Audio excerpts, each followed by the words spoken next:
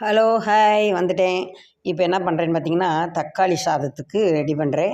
நம்ம என்ன பண்ணுறோன்னா, எண்ணெய் ஊற்றி பட்டை சோம்பு தாளித்து வெங்காயம், இஞ்சி, பூண்டு எல்லாம் போட்டு வதக்கிடுங்க. வதக்கிட்டு தக்காளி போடுங்க. தக்காளியும் போட்டு நல்லா வதக்கிட்டு, காரத்துக்கு உங்களுக்கு வேணும்னா 2 பச்சை மிளகா போட்டுக்கோங்க. போட்டு நல்லா வதக்குங்க.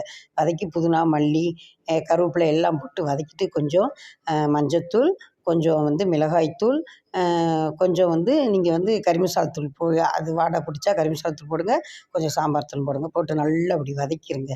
வதக்கிட்டு கொஞ்சம் தண்ணி ஊற்றி என்ன பண்ணுறீங்க, கொஞ்சம் தண்ணி ஊற்றி அப்படியே கொதிக்க விட்றீங்க. நல்லா கொதித்து வற்றிரணும்.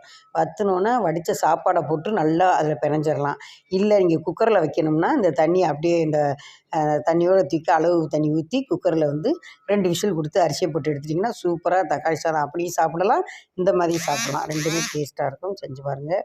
பிடிச்சிருந்தால் லைக் பண்ணுங்கள், சப்ஸ்கிரைப் பண்ணுங்கள். நன்றி, வணக்கம்.